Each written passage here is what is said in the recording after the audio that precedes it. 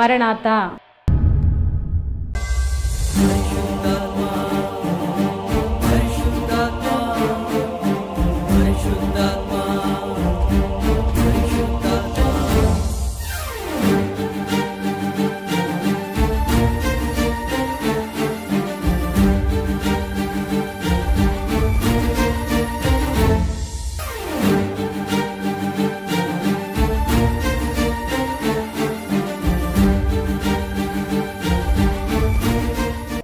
మరణాత. ప్రభునందు ప్రియమైన దేవుని జనాంగమా, మీ అందరికీ క్రిస్మస్ ఆనంద సంతోషములు దేవుడు మెండుగా కలుగ చేయనుగాక. ఆమేన్. దేవుని యొక్క వాక్యాన్ని చదువుకుందాము. మన యొక్క వాక్యాంశము క్రిస్మస్ అనగా స్తుతుల పండుగ. క్రిస్మస్ అనగానే క్రైస్తవ ప్రపంచం అంతా కూడా చాలా రకాలుగా దీన్ని సెలబ్రేషన్ చేసుకుంటారు. అయితే బైబిల్లో ఉన్న భక్తులు పరిశుద్ధులు దీన్ని ఎలాగున శుభకార్యంగా చేసుకున్నారు అని మనం చూస్తే లేఖనాలు పరిశీలిద్దాం ప్రియులారా. లూకాసు వార్త 2వ అధ్యాయము 14వ వచనములో మనం చూస్తే, సర్వోన్నతమైన స్థలములలో దేవునికి మహిమయు ఆయనకి ఇష్టలైన మనుషులకు భూమి మీద సమాధానమును కలుగునుగాకని దేవునికి స్తోత్రము చేయుచుండెను. బులో యేసు మహారాజుకి ప్రార్థన. మహోన్నతుడును మహనీయుడమైన తండ్రిని, ఘనమైన బంగారు పాదాలకు వేలాది వందనాలు తండ్రి. సమయంలో నాయన క్రిస్మస్ అనగా స్తుతులు పండుగని మేము వినుచుండగా మీ ఆత్మ చేత ప్రతి వారిని దర్శించి తాకి ఆత్మతో స్తుతించేవారుగా సిద్ధపరచమని వాక్యమై ఉన్న యేసునామములో అతి వినయం గడిగి వేడుకొనుచున్నాము తండ్రి. ఆమేన్. ప్రియులారా, క్రిస్మస్ అనగా స్తుతులు పండుగ. మనము చదువుకున్న వాక్యములో లూకాసు వార్త 2వ అధ్యాయం 14వ వచనములో ఇక్కడ దేవదూతలైన వారు ప్రభుని స్తుతించుచున్నట్లుగా, ఆ మహిమ బాలుణ్ణి స్తుతించుచున్నట్లుగా మనం చూస్తున్నాము.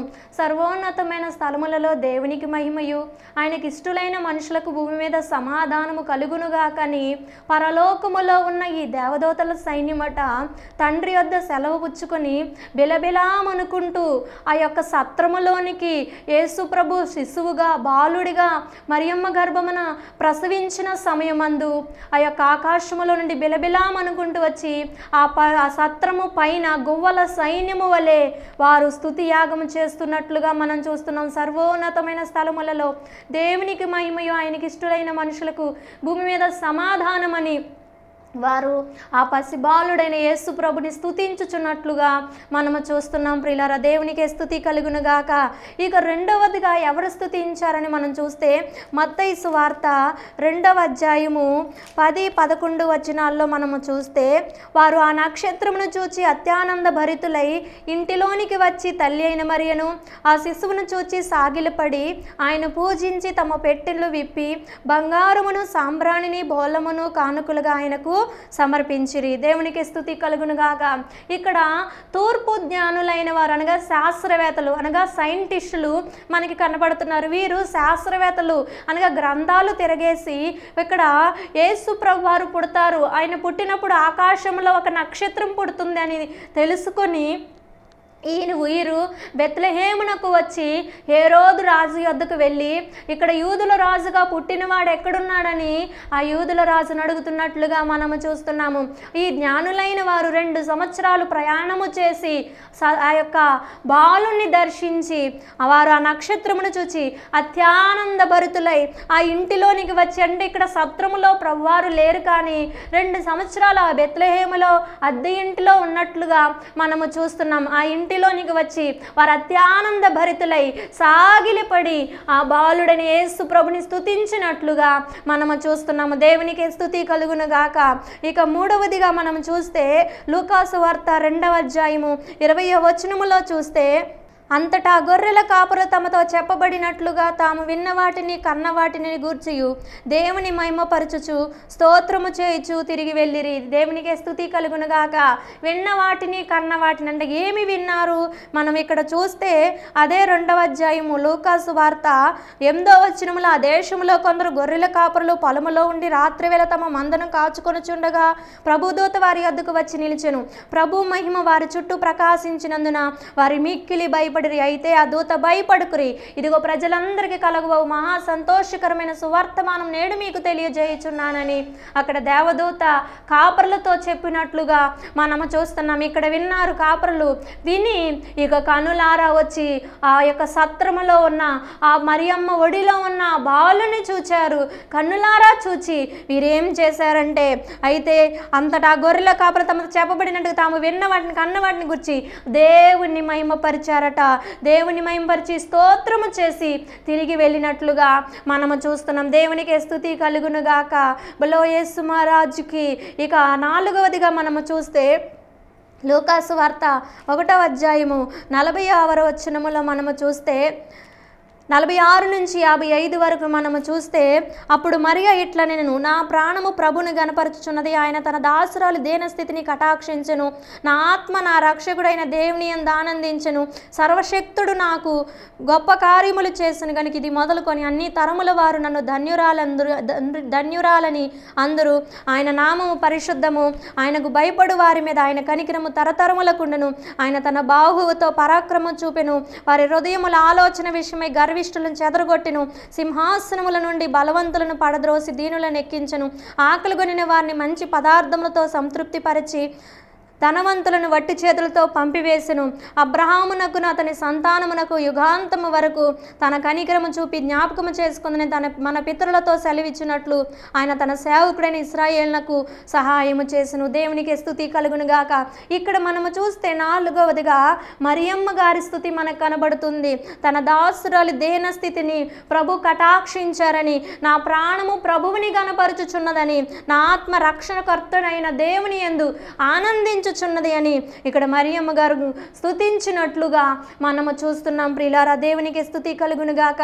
ఇక 5వదిగా చూస్తే లూకాసు వార్త 2వ అధ్యాయము 27 నుంచి 32 వరకు మనము చూస్తే ఇక్కడ సుమియోన్ అనే భక్తుడు ప్రవక్త మనకి కనబడుతున్నారు. ప్రియులారా, అంతటి ధర్మశాస్త్ర పద్ధతి చొప్పున ఆయన విషయమై జరిగించుటకు తల్లిదండ్రుల శిశువైన యేసును దేవాలయంలోనికి తీసుకొని వచ్చినప్పుడు అతడు తన చేతులలో ఆయనను ఎత్తుకొని దేవుణ్ణి స్తుతించుచు ఇట్లా నేను, నాదా ఇప్పుడు నీ మాట చొప్పున సమాధానముతో నీ దాసుని పోనిచ్చుచున్నావు, అన్ని జనులకు నిన్ను బయలుపరచుటకు వెలుగుగాను, నీ ప్రజలైన ఇశ్రాయేలుకు మహిమగాను నీవు సకల ప్రజల ఎదుట సిద్ధపరిచిన నీ రక్షణ నేను కన్నులారా చూచి తిని. దేవునికి స్తుతి కలుగును గాక. ఇక్కడ సుమియోను భక్తుడు యెరూషలేమునందు సుమియోను ఒక మనుషుడు ఉన్నాడు.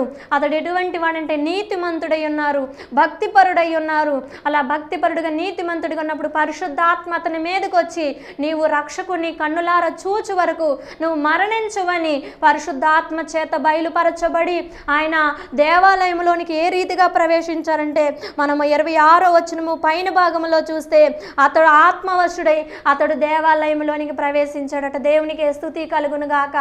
ఆత్మవశుడై భక్తిపరుడు, నీతిపరుడు, ఆ పరిశుద్ధాత్మ చేత ప్రేరేపించబడి పరిశుద్ధాత్మని యొక్క వర్తమానం అందుకొని ఆత్మవశుడై దేవాలయంలోనికి వచ్చి ఆ రక్షకుని ఎత్తుకొని, నాదా ఇప్పుడు నీ మాట చొప్పున సమాధానముతో నీ దాసుని పోనిచ్చుచున్నావని మనము చూస్తున్నాం. దేవునికి స్తుతి కలుగును గాక.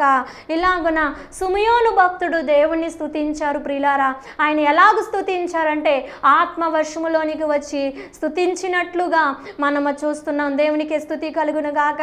ఈ యొక్క క్రిస్మస్ ఈ దినాలలో మనం ఏమి చేయాలంటే సుమియోను గారిలాగా ఆత్మవశములోనికి నడిపించబడాలి, పరిశుద్ధాత్మతో నింపబడాలి, దేవుని యొక్క వర్తమానం అందుకోవాలి. ప్రియులారా, అందుకొని ఆత్మతో స్తుతించి ఆ యొక్క రక్షకుని మనం ఎత్తుకోవాలి. ప్రియులారా, దేవునికి స్తుతి కలుగును గాక. ఇక చూస్తే హన్నా ప్రవక్తే స్తుతి చేసింది.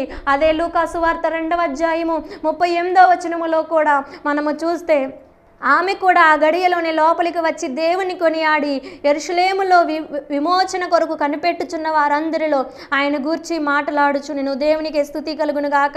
ఆమె కన్యకట అన్నా అనే ఒక ప్రవక్త ఉంది. ఆమె కన్యత్వం మొదలుకొని 7 ఏండ్లు పెనిమిటితో సంసారము చేసి బహుకాలం గడిచినదే 84 సంవత్సరములు విధవరాలై ఉండి యెరూషలేము మందిరములో 84 సంవత్సరాలు ఆమె మందిరములో ఉండి ఉపవాసము చేస్తూ పరిచర్య చేస్తూ దేవుని వార్తను ప్రకటిస్తూ ఆమె ఎలాగుందంటే ఆమె కూడా ఆ గడియలో సుమయోను భక్తుని ఎత్తుకున్నప్పుడు, నాదుని ఎత్తుకున్నప్పుడు, బాలుని ఎత్తుకున్నప్పుడు ఆ గడిలో ఈమె కూడా వచ్చి ఆ బాలుని కొనియాడినట్లుగా మనం చూస్తున్నాము.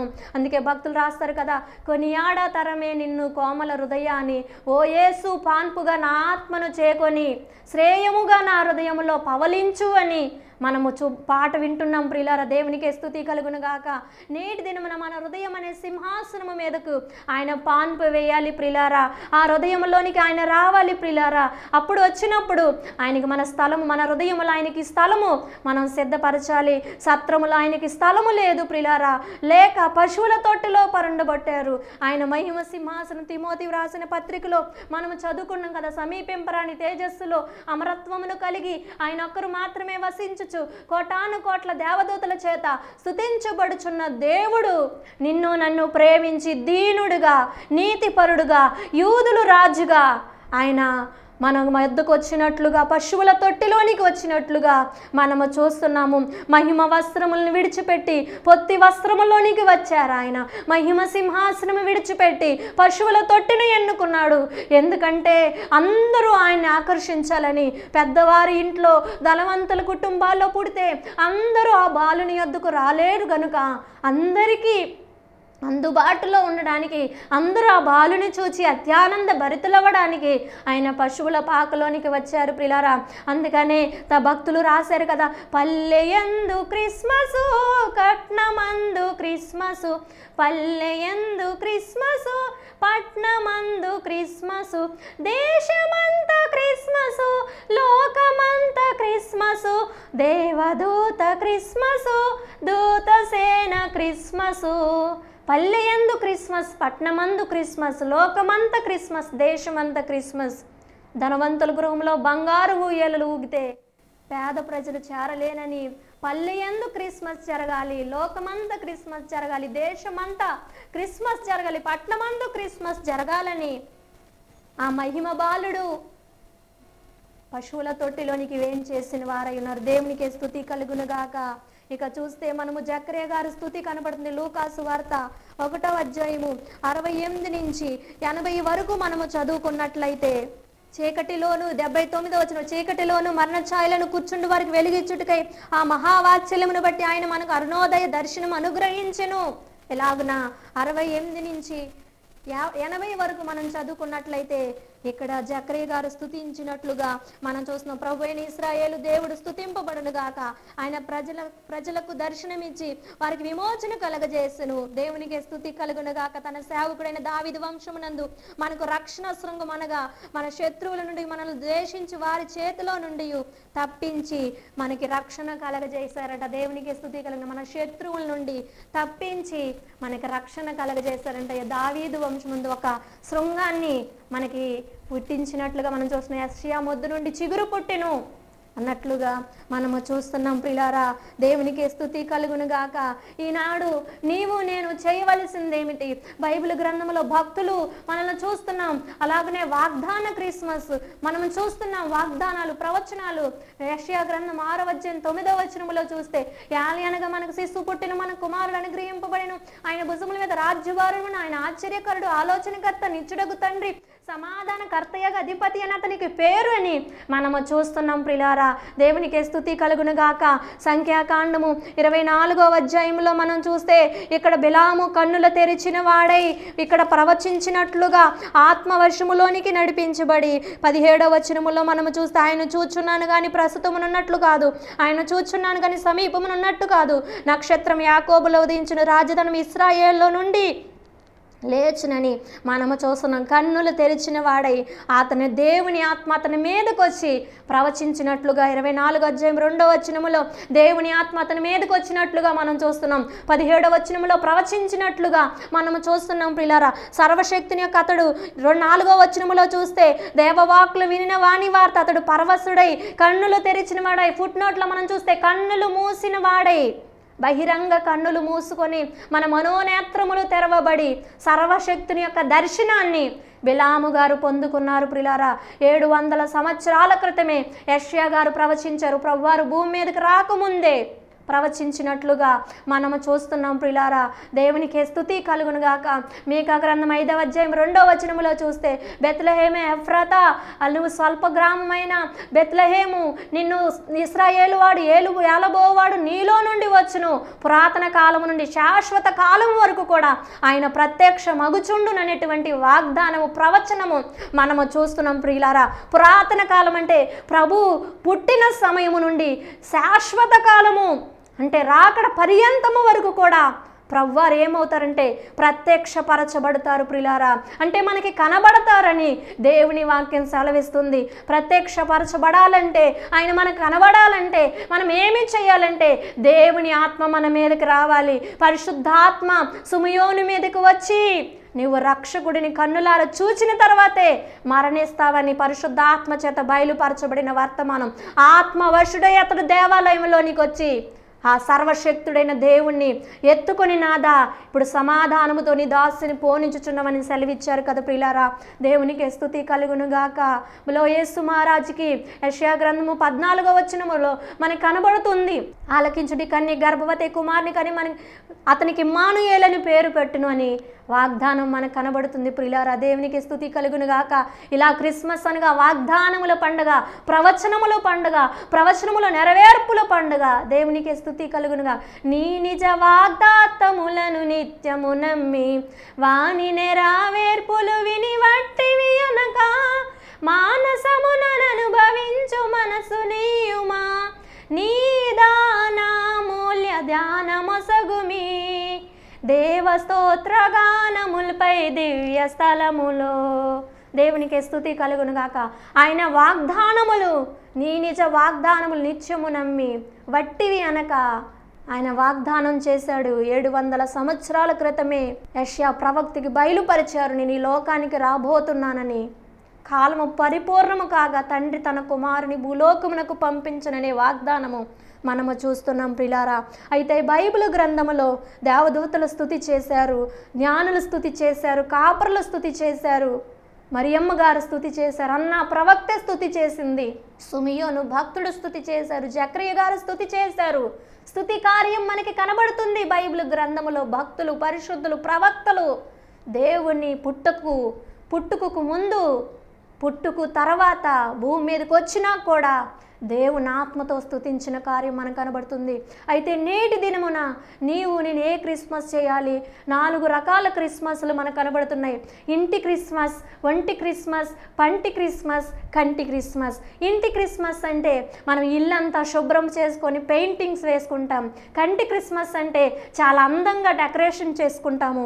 పంటి క్రిస్మస్ అంటే ఎంతో అమూల్యమైన ఆహారాలు, శ్రేష్టమైన ఆహారాన్ని సిద్ధపరచుకుంటాం. ఒంటి క్రిస్మస్ అంటే నూతన వస్త్రాలు ధరించుకుంటాం. అయితే ఈ 4 క్రిస్మస్లు కూడా బహిరంగముగా మనుషులకు కనబడతాయి ప్రియులారా. దేవునికి స్తుతి కలుగునుగాక. మరొక 3 క్రిస్మస్లు, ఇంటిపై నక్షత్రం, ఇంటిలో నక్షత్రం, ఇంటింటా నక్షత్రం. ఇంటింటా నక్షత్రం అంటే ఏమిటి? ఇంటిలో నక్షత్రం ఏంటి? ఇంటింటా నక్షత్రం ఏమిటి అంటే మనము చూస్తే ఇంటిపై నక్షత్రం ఆ సత్రముపై నిలిచింది. యాకోబులో నక్షత్రం ఉదయించును, రాజదండం ఇశ్రాయేల్లో నుండి బయలుదేరును అన్నట్లుగా ఆ నక్షత్రమును చూచి జ్ఞానులైన వారు బయలుదేరారు. ఇంటిపైన నక్షత్రములాగా ప్రభు మీకు ఉంటే, ఇంటిలో నక్షత్రములాగా నీవు నేను ఉండాలి. ఇంట బయట యేసుని పేరట ఉండాలి. ఇంటింటా నక్షత్రం అంటే నువ్వే ఆ నక్షత్రము.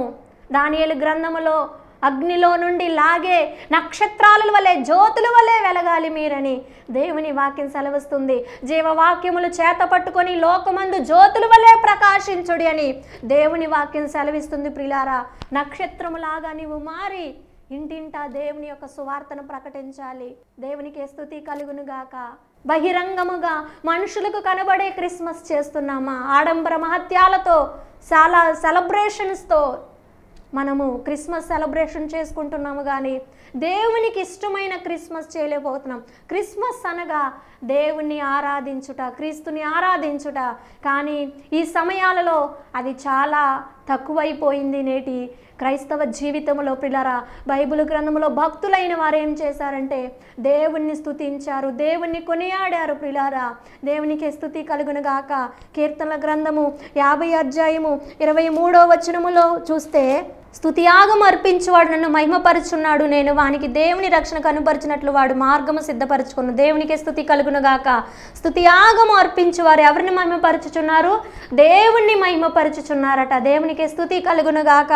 అదే హెబ్రీయులు రాసిన పత్రిక 13వ అధ్యాయంలో మనం చూస్తే 15వ వచనములో చూద్దాం ప్రియులారా. కాబట్టి ఆయన ద్వారా మనము దేవునికి ఎల్లప్పుడూ స్తుతియాగము చేయుదుము, అనగా ఆయన నామమును ఒప్పుకొనుచు జిహ్వ ఫలము అర్పించుదుము. దేవునికి మహిమ కలుగును గాక. కాబట్టి ఆయన ద్వారా మనం ఏమి చేయాలంటే క్రీస్తు బాలుని ద్వారా దేవునికి ఎల్లప్పుడూ స్తుతియాగము చేయుదుము, అనగా ఆయన నామము ఒప్పుకొనుచు జిహ్వ ఫలములు అర్పించాలంట. ప్రకటన గ్రంథంలో జిహ్వ ఫలాలు మనకు కనబడుతున్నాయి ప్రియులారా. స్తుతియాగము ఆయనను బట్టి, బాలుని బట్టి కుమార్ని లోకానికి పంపించడానికి తండ్రికి ఇష్టమాయను అనే వాగ్దానము మనము చూస్తున్నాం ప్రియులారా.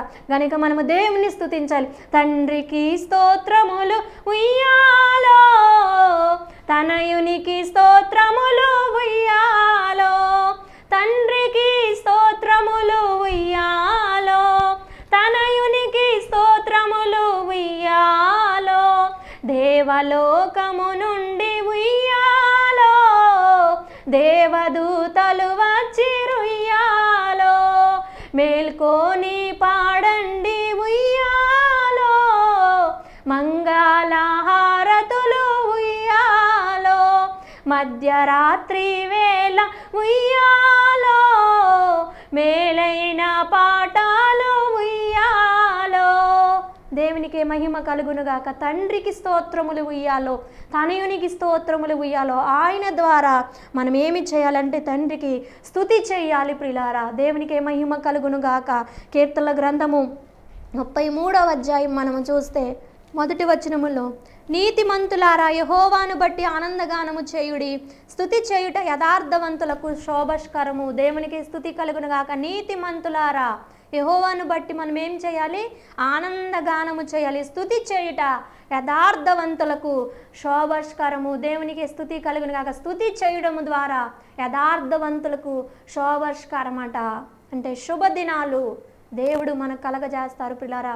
ఎలిజబెత్ మరియమ్మ గారి యొక్క వందనం వచ్చిన వినగానే ఎలిజబెత్ అమ్మ గారి గర్భములోని శిశువు ఆత్మతో గంతులు వేసినట్లుగా మనము బైబిల్ గ్రంథంలో ఆ వాక్యం చూస్తున్నాం పిల్లరా. గనుక స్తుతి చేయువారు దేవుని మహిమపరచుచున్నారు. ఆయన ద్వారా దేవునికి స్తుతి చెల్లించండి, ఆనంద గానము చేయుడి, జిహ్వ ఫలములు అందించుడి. ఎవరికి అందించాలి? జిహ్వ ఫలాలు దేవునికి అందించాలి, దేవుని మహిమపరచాలి. దేవునికి ఇష్టమైన స్తుతి యాగము మనము చేయాలి ప్రియులారా. స్తుతి యాగము ఎలాగూ జరిగిద్దంటే బైబిల్ గ్రంథములో ధ్యానములో ఉన్నారు, ధ్యానించారు, ప్రభుని స్తుతించారు, మోకరించారు, రెండు చేతులు జోడించారు. బిలాము గారి మీద దేవుని ఆత్మ వచ్చింది. ఆత్మ దిగగానే చూచుచున్నాను గాని ప్రస్తుతం ఉన్నట్లు కాదు, నక్షత్రం యాకోబులో ఉదయించిన, రాజదండం ఇశ్రాయేల్లో ఉదయించునని ప్రవచించారు. ఎన్నో వేల సంవత్సరముల క్రితమే మెషియా గారు 700 సంవత్సరాల క్రితం, అనగా యేసు బాలుడు భూమి మీదకు రాకపూర్వం 700 సంవత్సరాల క్రితం ప్రవచించినట్లుగా మనము చూస్తున్నాం. ఎలా ప్రవచించారు? ప్రార్థనలో ఉన్నారు, ధ్యానములో ఉన్నారు. ధ్యానములో ఉంటే ప్రభు బయలుపరిచినట్లుగా మనము చూస్తున్నాం ప్రియులారా. దేవునికి స్తుతి కలుగునుగాక. ప్రార్థనలో నీవు ఏకాంతముగా ఉన్న, ప్రార్థనా కూటములో ఏకీభవించిన, మోకరించిన నీవు ఆ బాలుని గుర్తు చేసుకోవాలి, ఆ సత్రమును గుర్తు చేసుకోవాలి, నిండు సోలాలుగా ఉన్న మరియమ్మను గుర్తు చేసుకోవాలి. పంక్తిలో ఉన్నారు, అక్కడ పంక్తి ఉంది, యేసు బాలుని చుట్టూ పంక్తి ఉంది. ధ్యానుల పంక్తి, గొల్లల పంక్తి, దోతల పంక్తి, కాపురుల పంక్తి అక్కడ మనకి కనబడుతుంది ప్రియులారా. ఆ పంక్తిలోకి నువ్వు చేర్చబడాలంటే మోకరించి, రెండు చేతులు జోడించి, విశ్వాసంతో కళ్ళు మూసుకొని యేసు బాలునే ధ్యానించుకొనుచు ఉండగా ప్రభు దేవుని యొక్క ఆత్మతో సుమియోను గారు ఆత్మవశుడై దేవాలయములోకి ప్రవేశించి అనాథుని ఎత్తుకున్నట్లుగా నీవు నేను కూడా దర్శనములో దేవుని ఎత్తుకోవాలి ప్రియులారా. దేవునికి స్తుతి కలుగునుగాక. బలో యేసు మహారాజుకి లాగున స్తుతి యాగము చేయువారు దేవుని మహిమపరచుచున్నారు. బహిరంగంగా క్రిస్మస్ చేసుకుంటే అది ఆ దినము వరకే జరుగుతుంది, కానీ శాశ్వతగా పురాతన కాలం నుండి శాశ్వత కాలం వరకు ఆయన ప్రత్యక్షమయ్యే దేవుడని మీకా ప్రవక్త ప్రవచించినట్లుగా మనము చూస్తున్న ఆయన ప్రత్యక్షం అవ్వాలి. నీవు నేను కూడా మరణించక ముందే ఆ రక్షకుని మనం ఎత్తుకోవాలి, ముద్దు పెట్టుకోవాలి, హత్తుకోవాలి.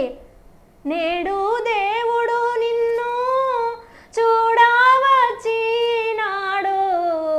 మేలుకో నరుడా మేలుకో, దైవ కోపము నుండి తప్పించు నిన్ను ఎత్తుకో, బాలుని హత్తుకో.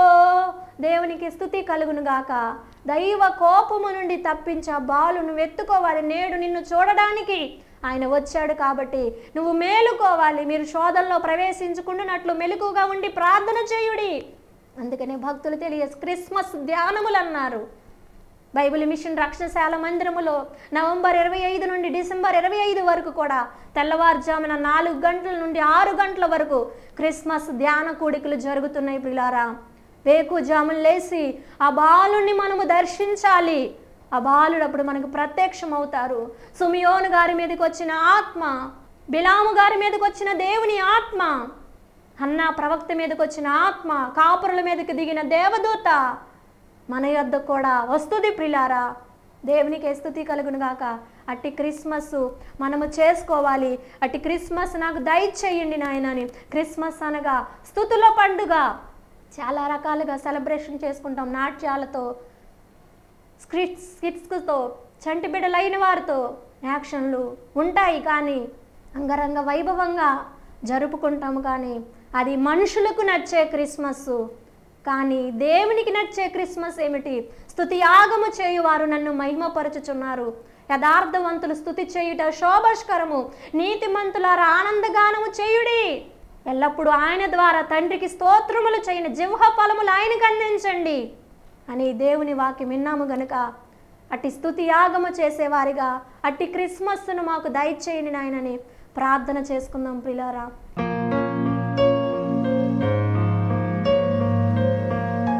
బెత్లెహేము పురవా సౌవ్యాలాలి, బెత్లెహేము పురవా సౌవ్యాలాలి, భూలోక వాస్తవ్యులు చేయు స్తుతులివి గోలాలి, భూలోక వాస్తవ్యులు చేయు స్తుతులివి గోలాలి, లాలి లాలి